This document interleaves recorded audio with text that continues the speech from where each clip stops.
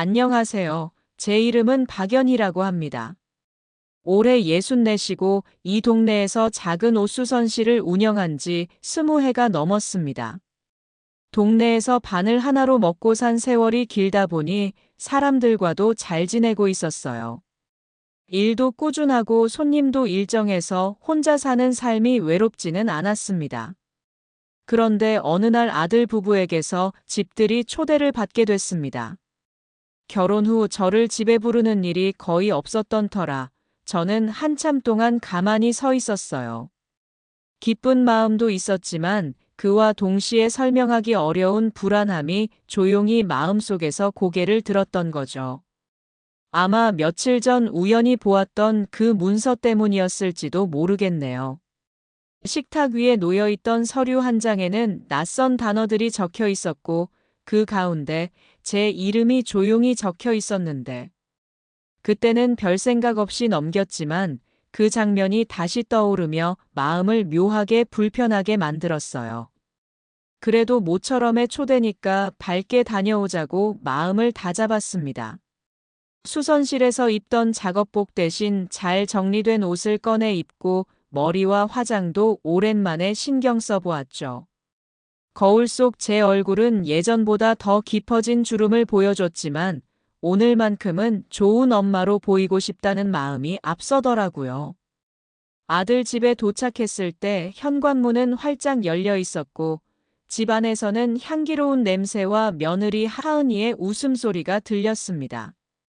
분명 환영받는 분위기여야 하는데 저는 문턱에 서 있는 동안 이유를 알 수 없는 긴장감이 스며드는 것을 느꼈죠. 하은이는 저를 보자 환하게 웃으며 반겼지만 그 미소는 어딘가 연습한 것만 같은 느낌이 들었어요. 저는 마음을 가라앉히며 신발을 벗고 천천히 안으로 들어갔습니다. 안쪽에서는 아들이 접시를 정리하다가 저를 보고 어색하게 웃었습니다. 어릴 때는 제 손을 붙잡고 까르르 웃던 아이였는데 지금은 눈을 제대로 마주치지 못한 채 잠시 웃고 곧 시선을 돌렸습니다. 그 작은 변화가 제 가슴을 콕 하고 찌르는 것 같았습니다. 식탁에는 음식이 예쁘게 차려져 있었지만 저는 자리에 앉자마자 공기 속에 깔려있는 미세한 긴장감을 느꼈습니다. 둘이 저를 바라보는 눈빛은 환영이라기보다 확인하는 듯한 느낌에 가까웠습니다. 마치 제가 어떤 대답을 할지 예상하며 지켜보는 사람들 같았습니다. 괜히 손수건을 무릎 위에 올려놓으며 숨을 한 번 고르던 순간 식탁 한쪽에서 살짝 삐져나온 종이 한 장이 눈에 들어왔어요. 모서리가 접힌 흔적 숫자들이 적힌 칸 그리고 그 가운데 적힌 제 이름. 바로 그 순간 저는 깨달았습니다. 오늘 이 자리가 단순한 집들이가 아닐 수도 있다는 것을. 저는 그 사실을 미소 뒤에 감춘 채 조용히 둘의 행동을 지켜보기로 했습니다. 저는 그 종이를 보는 순간 식탁 위 음식들이 한꺼번에 멀어지는 느낌이 들었습니다. 멀리서 보면 그저 평범한 문서 한 장인데 이상하게도 며칠 전 봤던 그 서류와 정확히 겹쳐 보이더군요. 그날 재민과 하은이 식탁에 앉아 서류를 들여다보던 모습이 떠올랐습니다. 그리고 그 한가운데 적혀 있던 제 이름도 선명하게 떠올랐습니다. 그땐 별 생각 없이 지나갔지만 오늘 식탁에서 다시 마주한 순간 그 의미가 확 다르게 느껴졌습니다. 이건 안내문이나 가계부 같은 단순한 종이가 아니었죠. 누군가의 의도가 담긴 종이라는 걸 몸이 먼저 알아챘습니다. 하은은 계속 밝은 목소리로 이야기를 이어갔습니다. 창업이 요즘 얼마나 활발한지 창고 같은 공간이 얼마나 가치가 있는지 설명해 주더군요. 하지만 제 귀에는 그 말들이 거의 들리지 않았습니다. 제 시선은 식탁 가장자리에 놓인 종이에서 떨어지지 않았습니다. 옅게 접힌 흔적 굵게 표시된 숫자들 그리고 그 옆에서 조용히 저를 바라보는 제 이름. 그걸 보는 순간 심장이 한 번 쿵 내려앉았습니다. 아들은 제 표정을 살피며 억지로 미소를 지었는데 그 미소가 야속하게도 어색했습니다. 평소와 달리 목소리에도 작은 떨림이 느껴졌습니다. 걱정하는 떨림이라기보다 무언가 숨기고 있는 사람의 떨림이었죠. 저는 그 차이를 단번에 알 수 있었습니다. 재미는 하은을 바라보며 말을 이어갔습니다. 둘의 눈빛이 잠깐 마주치는 순간 묘한 신호가 오갔습니다. 말로 설명하진 않았지만 이미 하나의 계획을 서로 확인하고 있다는 느낌이 강하게 들었습니다. 저를 배려하는 눈빛이 아니라 제가 어떤 반응을 보일지 확인하는 눈빛이었죠. 그때 하은이 종이를 아주 자연스럽게 제 시야에 보이도록 밀어두었습니다. 겉보기엔 우연한 듯 했지만 절대 우연이 아니었습니다. 저는 물잔을 들며 종이를 살짝 훑어봤습니다. 그 안에 적힌 내용은 제 숨을 멈추게 만들 정도로 낯설었습니다. 그 어디에도 제가 주체로 등장하는 문장은 없었습니다. 저는 그저 승인하고 서명하는 사람으로만 적혀 있었던 거죠. 손끝에 서늘한 기운이 내려앉았습니다. 하지만 저는 표정을 무너지지 않게 조심했습니다. 가볍게 미소를 지어 보였더니 하은은 잠시 당황하다 금세 부드러운 표정으로 돌아왔습니다. 하은은 제가 바빠 보이고 힘들어 보인다며 창고 관리를 맡고 싶다고 이야기했습니다. 부담을 내려놓고 편하게 지내면 좋겠다는 말도 덧붙였는데 그 말 속엔 도움보다는 소유가 담긴 느낌이 더 짙게 배어 있었습니다. 재민도 고개를 끄덕이며 엄마를 위해서라며 말을 보탰습니다. 하지만 그 말투에는 이미 결론을 내리고 제가 따라주기만을 바라는 기색이 가득했습니다. 저는 그걸 모를 리 없었습니다. 둘을 번갈아 보며 생각했죠. 말은 부드러운데 속뜻은 너무나 단단하구나. 저에게 선택권을 주지 않겠다는 마음이 또렷하구나. 그 순간 저는 확실히 느꼈습니다.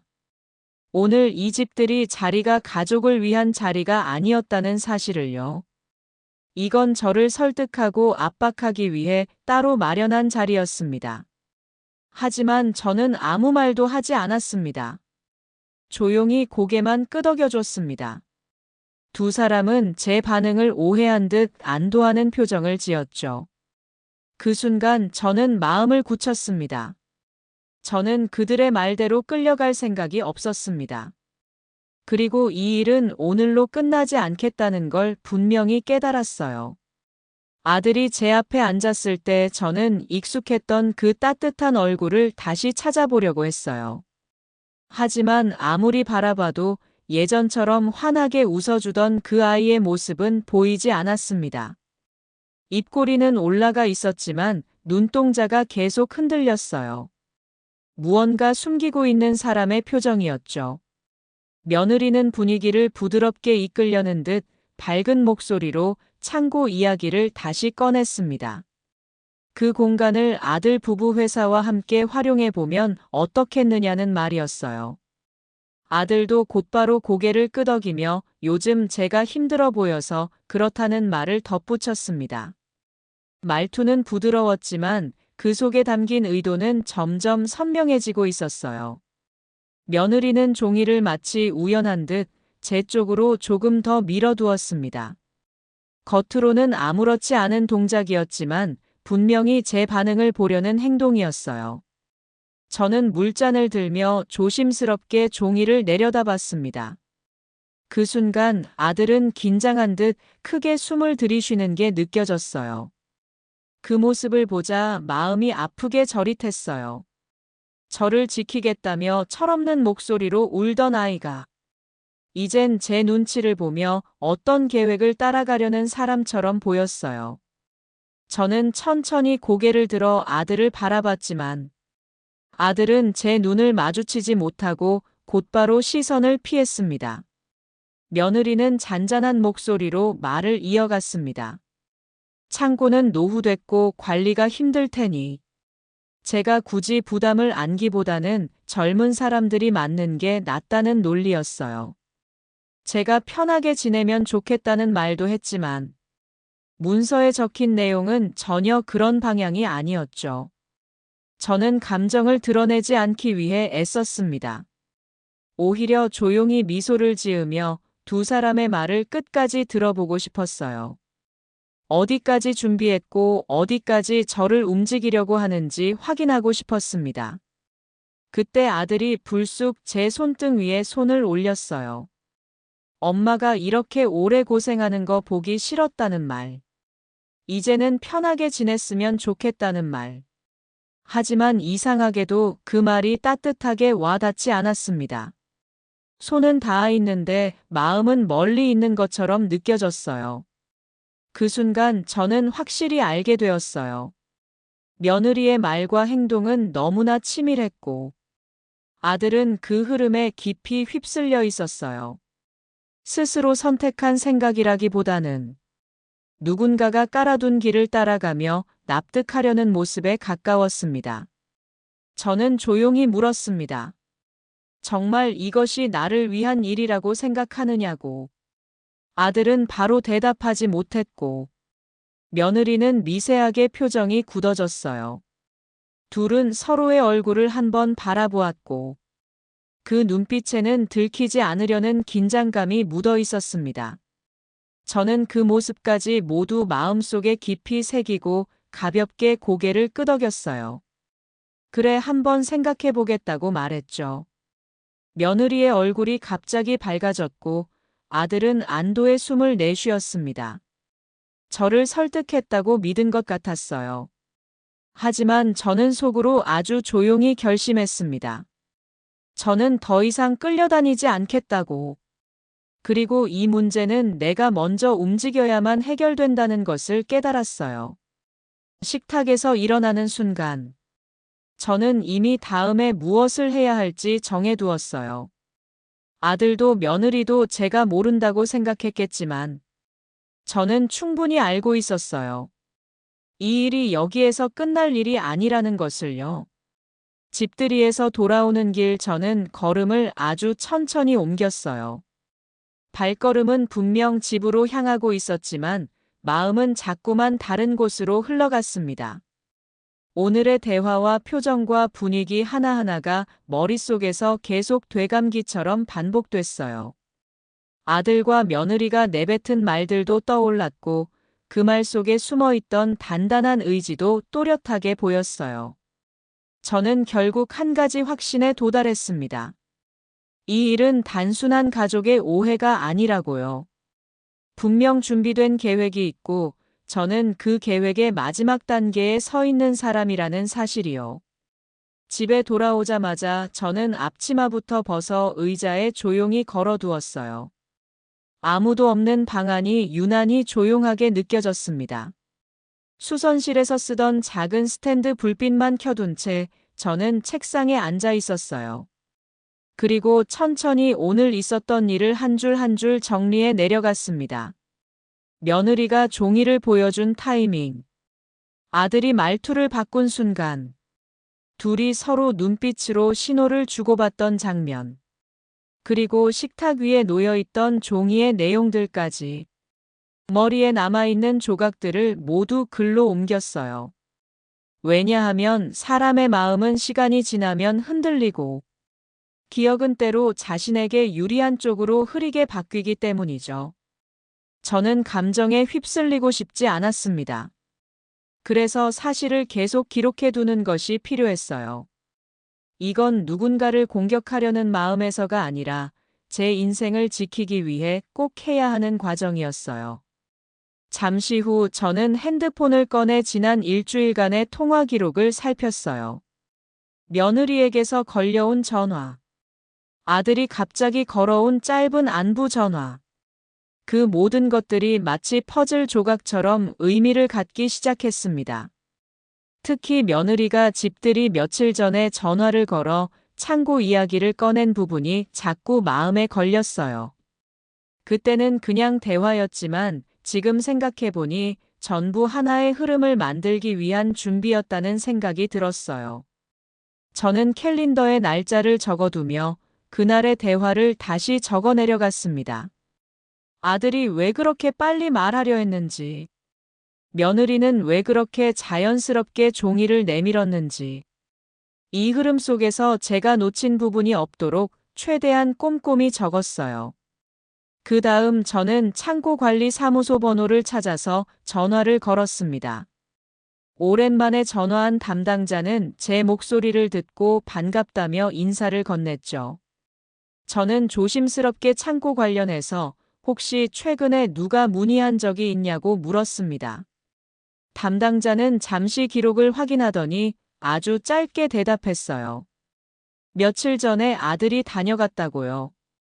그 말이 떨어지는 순간 등줄기를 서늘한 기운이 훑고 지나갔어요. 아들이 왜 창고를 찾아갔던 걸까요? 확인하고 싶지 않아도 이미 답은 알고 있었습니다. 그러나 확실한 증거는 필요했어요. 감정으로만 판단하면 나중에 흔들릴 수 있으니까요. 저는 담당자에게 방문 목적을 다시 물었고, 담당자는 아들이 창고의 구조와 사용 가능 여부를 물어보고 갔다고 했어요.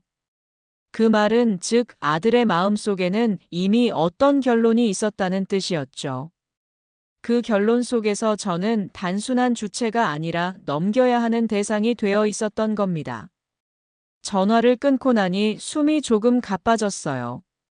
하지만 무너지면 안 됐습니다. 저는 제 손바닥을 꼭 쥐며 혼잣말을 했어요. 지금부터라도 준비하면 늦지 않는다고. 이제는 내가 먼저 움직여야 한다고요. 그날 밤 저는 오랫동안 단골로 있던 지역 상담센터의 번호를 찾았습니다. 재산 상담이나 가족 분쟁을 다루는 전문가가 있는 곳이었어요. 문제가 커지기 전에 절차와 사실을 바로잡는 방법을 알려주는 곳이라고 들었죠. 상담센터에 전화하자 담당자는 아주 차분한 목소리로 제 이야기를 끝까지 들어줬어요. 그리고 몇 가지 서류를 준비해 두라고 했습니다. 오늘 본 문서의 내용, 아들과 며느리의 대화 흐름, 저와 전화를 주고받은 시간, 그리고 창고에 대한 최근의 움직임까지 작은 단서라도 전부 기록해 두면 좋겠다고 했어요. 전화를 끊고 나니 마음이 조금 정리되는 느낌이 들었습니다. 두려움도 있었고 배신감도 깊게 남아 있었지만 그 감정들이 제 판단을 흐리지 않도록 저는 조심스레 마음을 고쳐 잡았어요. 가장 먼저 해야 할 일이 무엇인지 이미 알고 있었거든요. 그리고 저는 천천히 책상 서랍을 열어 오래된 공책 한 권을 꺼냈습니다. 이제부터 내 인생을 내가 지키는 기록을 남겨야겠다고 결심했어요. 그날 밤 불은 새벽이 다 되도록 꺼지지 않았습니다. 저는 작은 글씨로 하나하나 기록하며 다가올 일을 차분히 준비하고 있었어요. 아들과 며느리가 어떤 계획을 세웠는지, 제가 어떤 대비를 해야 하는지, 이제는 분명하게 보이기 시작했어요. 그리고 조용한 새벽 공기 속에서 저는 아주 작지만 분명한 결심을 했습니다. 이 일은 절대로 그들 뜻대로 흘러가지 않을 거라고요. 며칠 뒤 오후였어요. 조용한 수선실에 혼자 앉아 있는데 갑자기 핸드폰이 울렸습니다. 화면에는 며느리 이름이 떠 있었어요. 순간 손끝이 살짝 굳는 느낌이 들었습니다. 받기 싫은 마음이 스쳤지만 진동은 계속 울렸고 결국 통화를 눌렀어요. 며느리는 밝은 목소리로 안부를 물었지만 그 밝음이 어딘가 어색하게 들렸습니다. 평소보다 말투가 빠르고 일정한 높낮이로만 이어지는 게 신경 쓰였어요. 그리고 며느리는 기다렸다는 듯 말을 꺼냈습니다. 지난번에 이야기한 창고 서류에 도장이 필요하다고 했어요. 오늘 시간이 괜찮냐고 정중히 묻는 말에서 은근한 조급함이 느껴졌습니다. 그 말을 듣는 순간 마음속 깊은 곳이 차갑게 가라앉았어요. 드디어 그날이 온 거였죠. 아들과 며느리가 여러 말로 둘러대며 준비하던 계획의 끝. 저는 최대한 평온한 목소리로 대답했습니다. 그래, 한번 보자고 했어요. 서류는 직접 봐야겠다는 말도 덧붙였습니다. 그 말이 끝나는 순간 며느리의 목소리에서 안도감이 스며 나오는 게 느껴졌어요. 그때 저는 확실히 깨달았어요. 두 사람은 제가 이미 넘어온 줄 알고 있었던 거죠. 전화를 끊고 난 뒤 방 안 공기가 갑자기 무거워졌습니다. 하지만 저는 깊게 숨을 들이마셨습니다. 오늘이 바로 제가 준비해온 조각들을 맞춰볼 날이라는 생각이 들었어요. 두려움보다는 오히려 마음이 또렷해지고 흔들림이 사라지는 느낌이 들었습니다. 이제는 결정을 내려야 할 시간이라는 게 분명했어요. 약속된 시간에 맞춰 저는 옷차림을 정리하고 집을 나섰습니다. 가벼운 외투를 걸쳤을 뿐인데 마음만은 재판장에 서러가는 사람처럼 단단해졌어요. 걸음 하나에 힘이 들어가는 게 스스로도 느껴졌습니다. 흔들리면 안 된다고 계속 마음속으로 되뇌었어요. 약속 장소에 도착하자 며느리가 먼저 와 있었습니다. 평소보다 신경 쓴 차림새였어요. 저를 보자 환하게 웃었지만 그 웃음은 어딘가 만들어진 듯 보였어요. 며느리는 준비해온 회색 파일을 꺼내 들고 오늘 절차는 간단하다고 말했습니다. 아들 회사에서도 미리 정리해놨고 저는 확인만 하면 된다는 말이었어요. 저는 조용히 의자에 앉아 파일을 받아 펼쳐보았습니다. 그 안에는 여러 장의 문서가 가지런히 정리되어 있었어요. 표면적으로는 깔끔하고 정돈된 문장이었지만 내부 내용은 전혀 달랐습니다. 창고 명의 변경과 지분 양도 그리고 운영권 이전 같은 단어들이 반복되어 있었어요. 그리고 그 중요한 조항마다 제가 서명해야 발효된다는 내용이 적혀 있었죠. 저는 천천히 읽으며 아들과 며느리의 숨결 같은 긴장감을 느꼈습니다. 아들은 제 옆에서 다리를 꼬았다 풀었다 하며 불안하게 눈을 피했어요. 아들은 말했습니다. 엄마 이거 진짜 편하게 해드리려고 하는 거예요. 걱정하지 말라고 했지만 그 말에서조차 안정감이 느껴지지 않았습니다. 아들 스스로도 이 서류가 어떤 의미인지 알고 있다는 느낌이 들었어요. 저는 아들을 향해 조용히 물었습니다. 너 이 내용을 정말 제대로 읽어봤냐고요. 아들은 바로 대답하지 못하고 시선을 떨궜습니다. 입술이 굳고 손끝이 미세하게 떨리고 있었어요. 그 사이 며느리는 빠르게 개입하듯 말했습니다. 어머니 너무 걱정하실 필요 없다고 했어요. 창고는 오래됐고 유지비도 많이 드니 저희가 맡는 게 훨씬 효율적이라고 말했습니다. 부담을 내려놓고 편하게 지내면 좋겠다는 말도 덧붙였어요. 하지만 그 말 속에는 도움보다는 소유와 이익이 크게 자리하고 있다는 게 분명했어요. 저는 아무 말 없이 문서를 넘겼습니다. 그러다 한 줄에서 손이 멈췄어요. 창고 소유권을 특정 법인으로 넘기고 그 법인의 대표는 아들과 며느리가 된다는 내용이었습니다. 저는 단순 보증인으로만 남게 되어 있었어요. 가슴이 철렁하고 내려앉는 듯 했지만 표정을 잃지 않으려고 노력했습니다. 조금이라도 흔들리면 오늘을 위한 준비가 무너질 수 있었어요. 저는 천천히 고개를 들고 두 사람을 바라봤습니다. 그리고 차분하게 말했습니다. 나는 이 서류에 서명하지 않겠다고요. 아들의 얼굴이 순간 굳었어요. 며느리 눈동자가 크게 흔들렸습니다. 둘은 아무 말도 하지 못한 채 저를 바라보기만 했어요. 짧은 침묵 끝에 저는 마음속에서 어떤 결단이 선명하게 일어나는 걸 느꼈습니다. 오늘 이 자리에서 제가 거절한 건 단순한 도장이 아니었어요. 오늘 저는 제 인생의 방향을 직접 잡은 것이었죠. 그리고 나를 지키기 위한 첫 걸음을 스스로 선택한 것이었습니다. 아들은 아무 말도 못하고 고개를 떨군 채 손을 꽉 쥐고 있었어요. 며느리는 손가락을 강하게 틀어주며 말끝을 잊지 못하고 있었습니다. 저는 두 사람의 모습을 보며 분노보다 깊은 허탈함이 밀려오는 걸 느꼈어요. 하지만 무너지고 싶은 마음은 단 한순간도 들지 않았습니다. 이제 시작이라는 걸 알고 있었기 때문이죠. 오늘 제가 서명을 거절한 바로 그 순간 제 삶은 조용히 새로운 방향으로 움직이기 시작했어요. 제 삶은 조용히 새로운 방향으로 움직이기 시작했어요. 며느리와 아들은 서명 거절이라는 제 한마디에 아무 말도 하지 못했어요. 자신 있게 준비해온 계획이 단숨에 흔들린 듯 두 사람의 표정이 순식간에 굳어졌습니다. 저는 그 모습을 조용히 바라보며 마음을 가라앉혔어요. 지금이야말로 제가 준비한 것을 꺼내 보여줄 때라는 생각이 들었습니다. 저는 다시 문서를 펼쳐놓고 첫 페이지부터 차근차근 손가락으로 짚어 내려갔어요. 며느리는 그 순간 불편한 듯 다리를 꼼지락거리며 자세를 고쳤고, 아들은 손끝을 꼬집듯이 쥐어짜고 있었어요. 저는 천천히 말했습니다.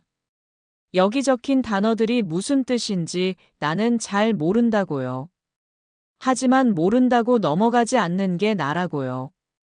알아야 할 건 반드시 확인한다고 했습니다. 저는 가방에서 작은 서류철을 꺼냈어요. 며칠 동안 기록해둔 메모와 상담센터에서 받은 조언이 정리된 내용이었어요. 그 종이를 꺼내는 순간 아들의 어깨가 눈에 띄게 움찔했어요. 며느리도 시선을 돌렸다가 다시 저를 바라보며 당황을 숨기지 못한 표정이었습니다. 저는 천천히 말을 이어갔습니다. 며칠 전 창고관리사무소에 연락했다고요. 그리고 담당자가 확인해준 사실을 전부 들었다고 했습니다. 아들이 이미 창고 구조와 사용 문제를 몇 차례 확인했고, 마치 본인들이 공간을 가져갈 준비를 완료한 사람처럼 행동했다는 말까지 들었다고 했어요. 아들은 그 말을 듣는 순간 다시 고개를 숙였어요. 숨을 들이마시는 소리가 작게 들릴 정도로 마음이 흔들린 게 느껴졌습니다. 며느리는 애써 침착한 목소리를 내며 말했어요. 그건 그냥 알아본 것뿐이라고요. 실제 계획이라는 건 너무 과한 표현이라고 했어요. 하지만 저는 그 말에 흔들리지 않았습니다. 저는 다시 문서를 넘기며 특정 조항을 손가락으로 짚었어요. 여기 보면 창고 소유권 이전과 관련된 내용이 있다고 했습니다. 그리고 그 법인의 대표 명의가 아들과 며느리로 기재되어 있다고 했어요. 저는 목소리를 낮추고 말했습니다. 이게 그냥 편의를 위한 절차라고 말할 수 있는 내용이냐고요. 내 이름을 지우고 너희 둘 이름을 넣어두고 나에게는 단순한 보증 역할만 남겨두는 이 문서가 정말 나를 위한 것처럼 보이냐고 물었어요. 잠시 침묵이 이어졌습니다. 길고 무겁고 숨막히는 침묵이었어요. 아들은 힘없이 입술을 움직였지만 말이 잘 나오지 않았습니다.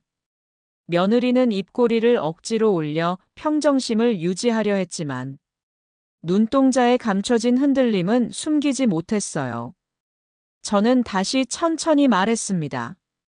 너희가 말하는 배려는 이렇게 숨기면서 하는 게 아니라고요. 나를 생각한 결정이라면 먼저 나에게 물어보고 함께 논의해야 하는 거라고 했어요. 하지만 너희는 나를 제외한 채 너희 둘끼리 모든 걸 결정해버렸다고 말했습니다. 아들은 그제서야 고개를 들었어요. 그리고 작게 말했습니다. 엄마를 힘들게 하고 싶지 않았다고요. 엄마가 혼자 사는 게 걱정돼서 이런 방법이 맞다고 생각했다고 했습니다. 하지만 그 말에는 설득하려는 마음보다 자기 합리화에 가까운 감정이 더 짙게 깔려 있었어요. 저는 조용히 대답했습니다. 그래, 힘들까봐 걱정한 건 이해한다고. 하지만 걱정과 욕심은 종이 한 장 차이일 뿐이라고요. 너희는 그 차이를 넘어서려고 하고 있었다고 했어요. 며느리는 표정이 굳어가며 반박하려는 듯 입을 열었지만 저는 손을 들어 말을 멈추게 했어요. 지금은 해명보다 사실이 더 중요하다고 했습니다. 그리고 제가 상담센터에서 받은 조언을 꺼내 놓았어요. 문서의 구조적 문제점, 소유권 이전 절차의 부적합성, 그리고 가족 간 재산 분쟁에서 발생할 수 있는 위험성까지 전문가가 설명한 내용을 차근차근 이야기했습니다. 말이 이어질수록 아들과 며느리 표정은 점점 무너졌어요. 그동안 자신들이 완벽하다고 생각했던 계획이 사실은 허점투성이었다는 걸 알게 된 것처럼 보였어요. 저는 마지막으로 문서를 덮으며 말했습니다. 이건 가족을 위한 선택이 아니라 나를 배제하고 나를 이용하려는 선택이었다고요. 그리고 그런 선택에 내가 서명할 이유는 없다고 했어요. 아들은 고개를 푹 숙이고 아무 말도 하지 못했습니다. 며느리는 손가락을 꽉 쥔 채 떨리는 숨을 내쉬고 있었어요. 그 모습이 안쓰러우면서도 마음 한편에서는 서늘한 감정이 지나갔습니다. 저는 천천히 일어나며 말했어요. 이 일이 여기에서 끝날 것 같냐고요. 서류를 찢었다고 해서 끝나는 게 아니라고 했습니다. 이제부터는 내가 주도해서 이 문제를 정리할 거라고요. 아들과 며느리는 아무 말도 하지 못한 채 제 등을 바라보고만 있었어요. 하지만 저는 이미 마음을 다잡은 상태였어요. 오늘 이 자리에서 드러난 모든 사실은 저를 약하게 만들지 않았고 오히려 더 단단하게 만들었어요. 내 것을 지키는 방법을 이제야 제대로 배운 느낌이 들었습니다. 밖으로 나오는 순간 차가운 공기가 얼굴을 스쳤어요. 그 차가움 속에서 저는 묘한 평온함을 느꼈어요. 이제 내가 해야 할 일이 너무 분명하게 보였거든요. 그리고 저는 조용하지만 분명한 한 걸음을 내딛었습니다. 집으로 돌아오는 길 내내 마음속에서는 여러 감정이 부딪히고 있었어요. 서류를 덮고 돌아서 나오는 순간 아들과 며느리의 표정이 머릿속에 계속 남아 있었죠. 아들은 아무 말도 못한 채 고개를 숙이고 있었고 며느리는 당황과 분노가 뒤섞인 얼굴로 저를 바라보고 있었어요. 하지만 그들의 표정을 떠올리고 있는데 이상하게도 눈물이 나지는 않았습니다. 오히려 마음속에서 또렷한 무언가가 자리 잡는 느낌이 들었어요. 집에 도착하자마자 저는 코트를 벗고 그대로 소파에 앉았어요. 조용한 집안의 공기가 제 감정을 헤아리는 듯 나른하게 흘렀습니다. 그동안 제가 얼마나 많은 시간을 가족에게 기대며 살아왔는지, 그리고 그 기대를 어떻게 이용당할 뻔했는지 한 번에 스쳐 지나갔어요. 하지만 저는 스스로를 탓하지 않았습니다. 믿었다는 이유로 상처받는 건 부끄러운 일이 아니니까요. 다음 날 저는 창고 관련 상담을 맡아주던 담당자에게 다시 연락했어요. 어제 확인하지 못한 서류 절차와 문제가 될 수 있는 부분들을 자세히 묻고 싶었어요. 전화를 받은 담당자는 제 이야기를 듣더니 조용히 말했습니다. 생각보다 상황이 좋지 않다고요. 제가 서명만 했더라면 정말로 소유권이 절반 이상 넘어갈 수 있었다고 했어요. 그 말에 저는 잠시 숨을 멈춘 듯 멍해졌습니다. 하지만 이내 고개를 끄덕이며 마음을 다잡았어요. 어제 제가 내린 결정이 옳았다는 사실이 더욱 분명해졌습니다. 그날 오후 상담센터에서도 연락이 왔어요. 제가 미리 보낸 서류 사진과 기록을 검토했다며 회신한 전화였습니다. 상담사는 제 말투를 듣자마자 안심한 듯 부드럽게 설명해줬어요. 가족 간 재산 이전은 분쟁이 가장 많이 발생하는 유형이라고요. 특히 고령의 부모가 개입할 때는 본인이 원하지 않는 방향으로 밀려가는 사례가 많다고 했습니다. 그래서 제 선택이 절대 잘못된 것이 아니라 되려 너무 빨리 눈치채서 다행이라는 말도 했어요. 그 말을 듣는데 이상하게 마음 한쪽이 따뜻해지며 눈물이 조금 고였어요. 상담이 끝나고 나니 해야 할 일이 더 선명해졌습니다.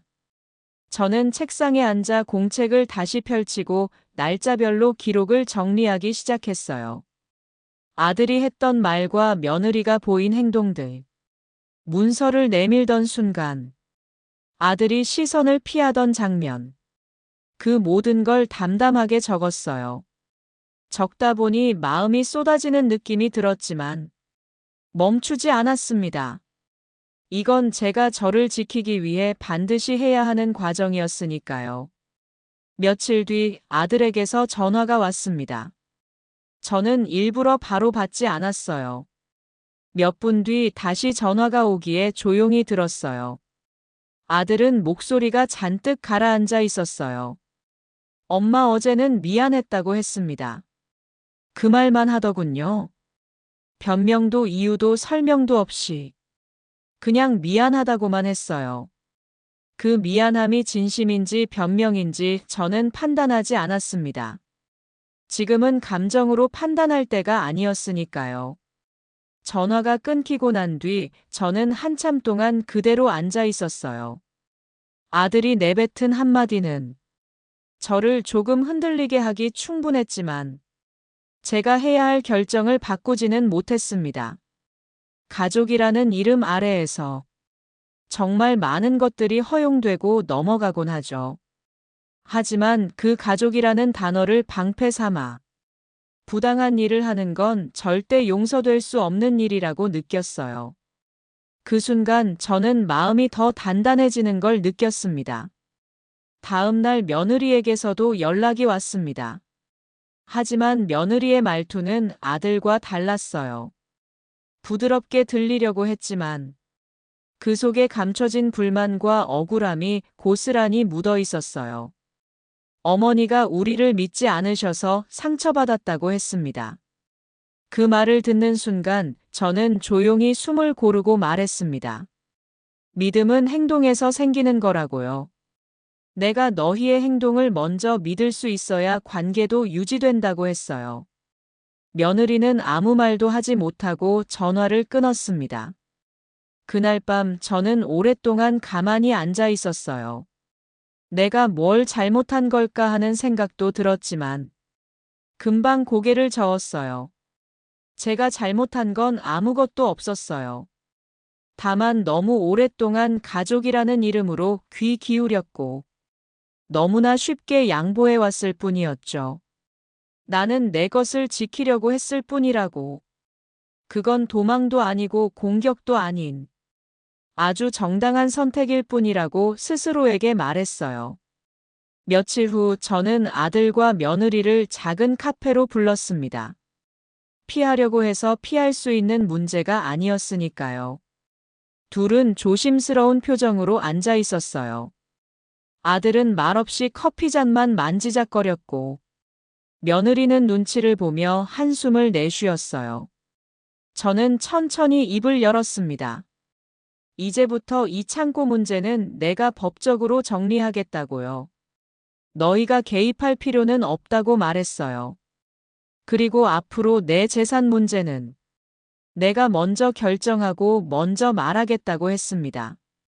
아들과 며느리는 아무 말도 하지 못했습니다. 하지만 저는 그 침묵 속에서 아주 중요한 걸 느꼈어요. 이건 단순한 갈등이 아니라 관계 자체가 다시 정립되는 과정이라는 걸요. 어쩌면 이 순간이 우리가 진짜 가족이 되기 위해 필요한 통과점인지도 모른다는 생각이 잠깐 스쳤어요. 집으로 돌아오는 길 저는 마음이 차분해지는 걸 느꼈어요. 아직 해결해야 할 문제가 많지만 적어도 저는 혼자 흔들리지 않는 사람이 되어 있었어요. 그 사실 하나만으로도 가슴이 묘하게 따뜻해졌습니다.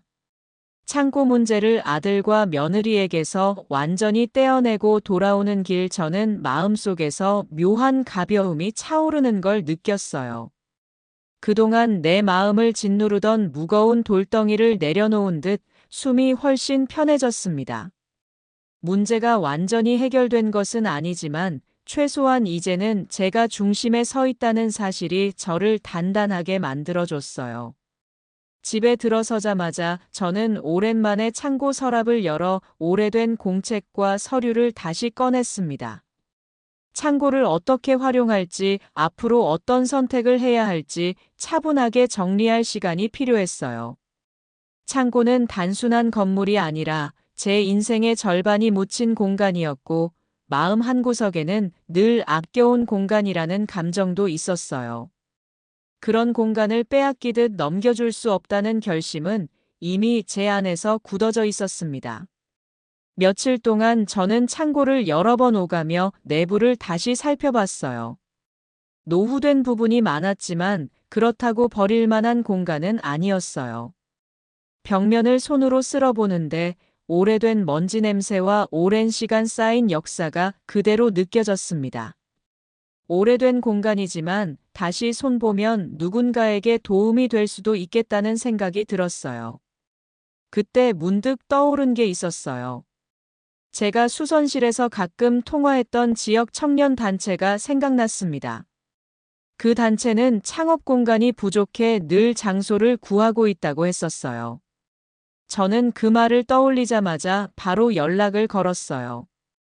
전화를 받은 청년은 제 이야기를 듣고 놀라움과 반가움이 섞인 목소리로 대답했습니다. 창고를 잠시라도 사용할 수 있다면 큰 도움이 된다며 꼭 한번 만나보고 싶다고 했어요.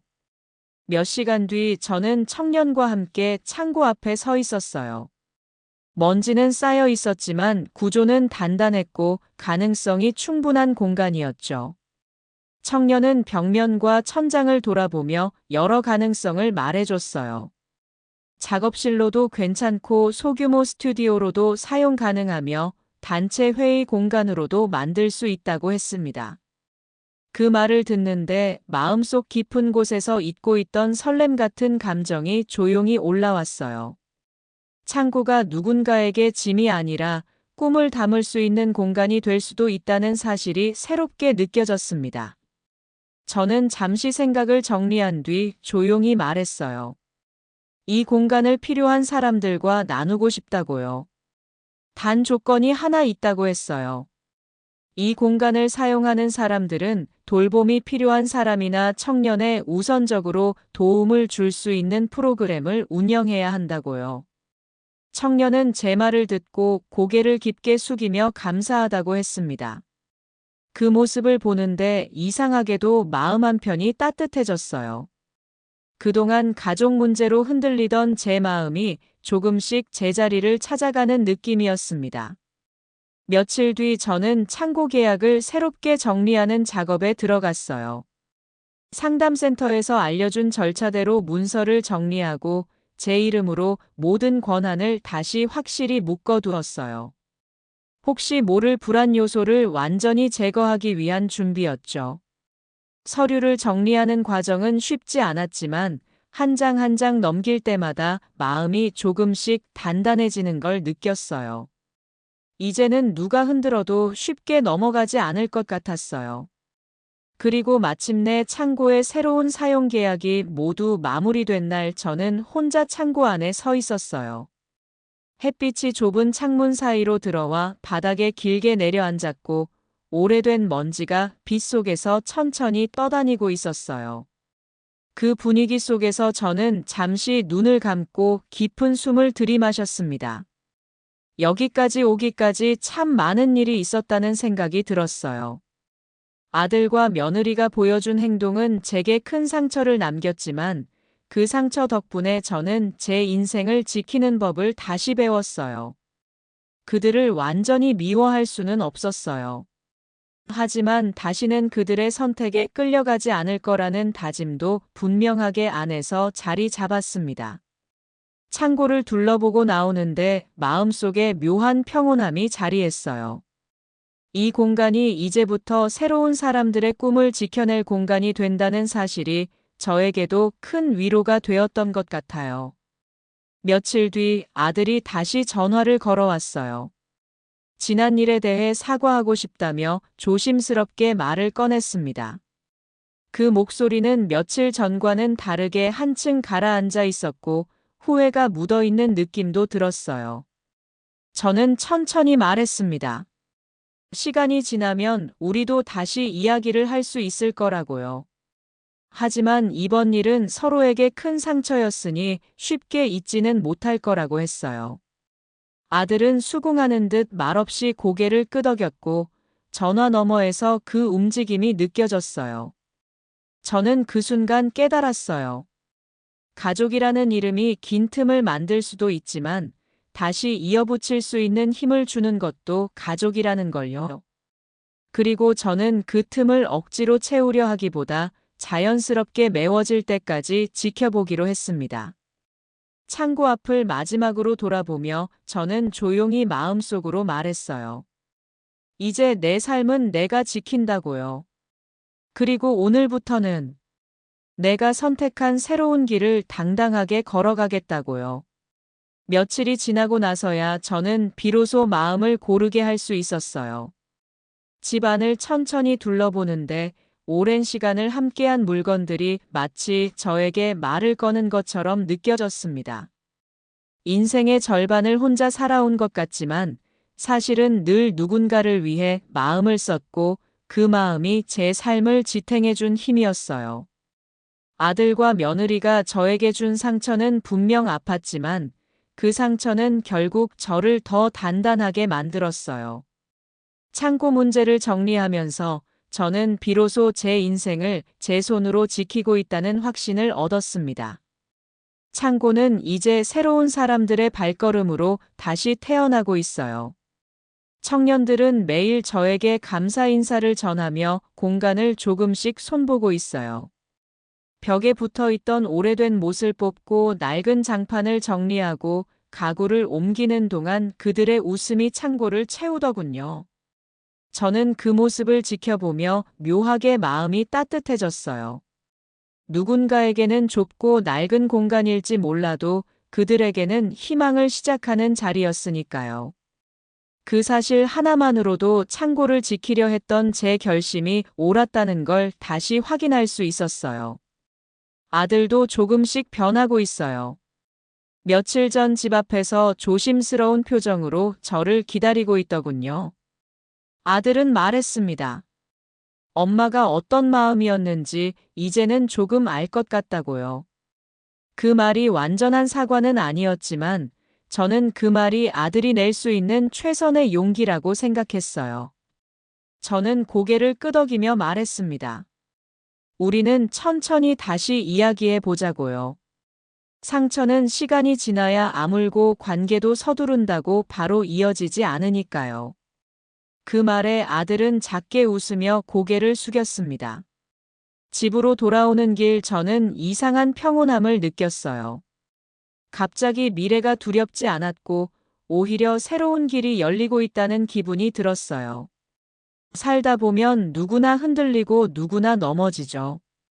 하지만 중요한 건 그 시간을 어떻게 다시 일어나는지였어요. 저는 이번 일을 겪으며 다시 일어나는 법을 배웠고 스스로를 지키는 법도 배웠습니다. 저는 이제 누군가에게 기대지 않아도 흔들리지 않아요. 물론 여전히 외로울 때도 있고 마음이 시릴 때도 있겠죠. 하지만 저는 압니다. 내가 살아온 시간들이 나를 지탱할 만큼 충분히 단단하다는 걸요. 창고 앞에 서서 천천히 문을 닫으며 저는 조용히 속삭였어요. 이제부터는 내가 선택한 길을 걸어가겠다고요. 누군가의 그림자가 아니라, 누군가의 욕심에 끌려가는 길이 아니라, 오직 제가 선택한 제 삶의 길을요. 그리고 그 길 위에서 저는 다시 한번 천천히 숨을 들이마시며 새로운 시작을 맞이하고 있습니다. 창고 문을 닫고 돌아서는데 햇빛이 유난히 부드럽게 느껴졌어요. 마음속에서 오래된 응어리가 조금씩 풀어지는 것 같았어요. 내가 지켜낸 건 단순한 재산이 아니었어요. 내 삶에서 가장 소중했던 부분을 잃지 않으려 했던 제 의지였죠. 그 의지를 다시 찾고 나니 세상이 다르게 보이기 시작했어요. 집으로 돌아가는 길 저는 문득 오래전 기억이 떠올랐어요. 아들이 어린 시절 제 옷깃을 잡고 무서워 울던 날. 제가 등을 토닥이며 괜찮다고 말해주던 날. 그날의 아이는 저를 평생 지켜줄 사람 같았어요. 하지만 세월은 사람의 마음도 여러 번 흔들어 놓죠. 아들이 내 곁에서 멀어진 건 어쩌면 자연스러운 일이었을지도 모르겠다는 생각이 들었어요. 그렇다고 해서 상처가 덜한 건 아니었지만요. 며칠 뒤 창고 공사를 도와주는 청년단체에서 연락이 왔어요. 드디어 첫 작업을 시작한다고 했습니다. 저는 조금 들뜬 마음으로 창고로 향했어요. 문을 열자 젊은 친구들이 모여서 페인트 샘플을 놓고 의견을 나누고 있었어요. 저를 보자 환하게 인사하며 자리를 비켜주더군요. 저는 그 모습을 보며 흐뭇한 미소가 지어졌어요. 한 청년이 저에게 말했습니다.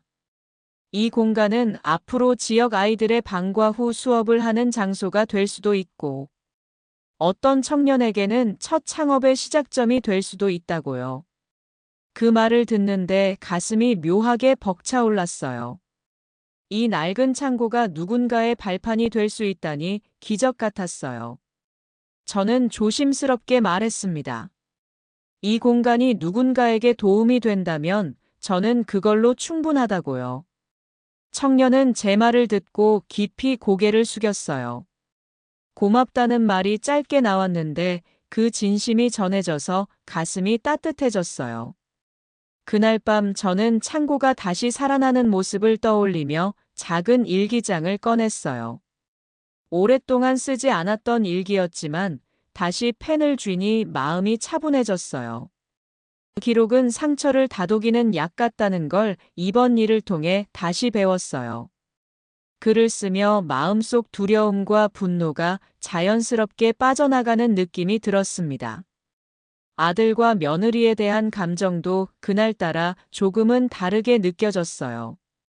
여전히 이해하기 어려운 행동이었고 용서가 쉽지는 않았지만 그들도 어쩌면 불안했을지 모른다는 생각이 스쳤어요. 젊은 부부가 삶을 꾸려가는 과정에서 어쩌면 욕심이 앞섰을 수도 있겠죠. 그렇다고 그 행동이 정당화되는 건 아니지만요. 그래도 그 마음을 이해해 보려는 여유가 제 안에 조금 생겨났다는 것을 느꼈어요. 다음 주 아들이 다시 찾아왔어요. 조심스럽게 문을 열고 들어오며 말을 잇지 못한 채 저를 바라봤어요. 저는 그 눈빛이 오래전 그 아이의 눈빛과 닮아 있음에 놀랐어요. 아들은 떨리는 목소리로 말했습니다. 엄마가 얼마나 외로웠을지 이제 조금 알 것 같다고요. 그 말에 마음 한편이 흔들렸지만 저는 조용히 고개를 끄덕였어요. 지금은 감정을 쏟아낼 때가 아니라 서로의 마음을 천천히 되찾아야 할 시간이니까요. 며느리도 뒤늦게 문턱에서 고개를 숙이며 인사를 했어요. 그 얼굴에는 후회와 미안함이 섞여 있었어요. 저는 억지로 따뜻하게 대하려 하지 않았어요. 인간관계는 감정이 자연스럽게 회복될 때까지 기다려줘야 하니까요. 그래서 저는 그저 말했습니다. 오늘은 밥이라도 같이 먹자고요. 멈춰있던 시간이 아주 천천히 흐르기 시작하는 순간이었어요. 셋이 마주 앉아 밥을 먹는데 오래전 풍경이 조금씩 떠올랐어요. 아들이 어릴 때 젓가락질을 제대로 하지 못해 제가 따라하며 가르치던 모습. 며느리가 처음 인사 왔을 때 어색하게 웃던 모습. 그 모든 순간이 짙은 그림자처럼 다시 떠올랐어요. 그 기억들 덕분에 저는 조금은 편안하게 그들 앞에 앉아 있을 수 있었어요. 식사가 끝날 무렵 저는 조용히 말했습니다. 우리는 가족이니까 다시 걸어보자고요. 하지만 예전처럼 무조건 믿는 사람은 되지 않을 거라고도 덧붙였어요. 그 말에 아들과 며느리는 천천히 고개를 끄덕였어요. 집으로 돌아온 뒤 저는 창가에 서서 저녁 노을을 바라봤어요. 창고에서 시작된 이 사건이 제 인생을 뒤흔들었지만 이제는 그 흔들림 속에서 새로운 균형을 찾고 있다는 느낌이 들었어요. 인생이란 참 묘한 것 같아요. 가장 아픈 시기에 뜻밖의 새로운 길이 열리기도 하고, 상처받은 순간이 오히려 더 단단한 나를 만들어주기도 하니까요. 저는 손을 창틀 위에 올려두며 조용히 말했습니다. 이제는 내가 선택한 길을 걸어가겠다고요. 누구의 판단이나 누군가의 욕심이 아니라 정말 내가 원하는 인생을 살겠다고요. 그리고 마음속으로 아주 작은 미소가 번졌어요. 앞으로 어떤 하루가 오든 저는 그 하루를 내 손으로 살아낼 준비가 되어 있었어요.